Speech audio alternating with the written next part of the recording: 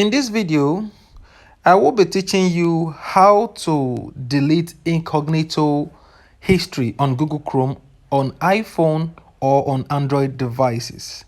We quite understand a lot of people want to keep their browsing history safe and private. So for this reason, we come with this video to explain to you how to keep your browsing history private and keep it safe.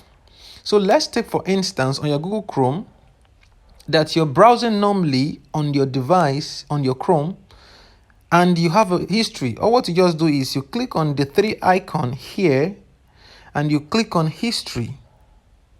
So when you click on history, you will see all the places you visited. Or what you would do is, sorry, pardon me, go back to history.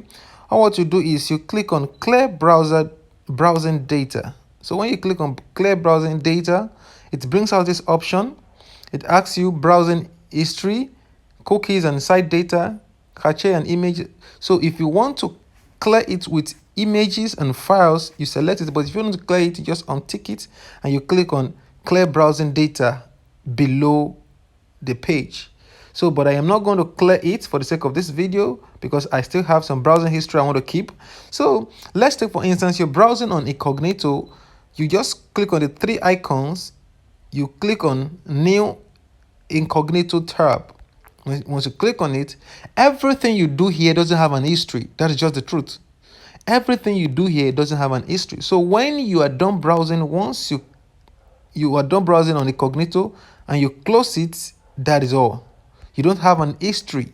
So let's click on the three icon and see maybe we have anything like history here. You can see no history, which means all your browsing are private while using Incognito. If you find this video very helpful, endeavor to click on the red subscribe button below this video to subscribe to my YouTube channel. And once you're done, click on the bell icon beside it and don't forget to like this video. Thank you for your time and bye-bye.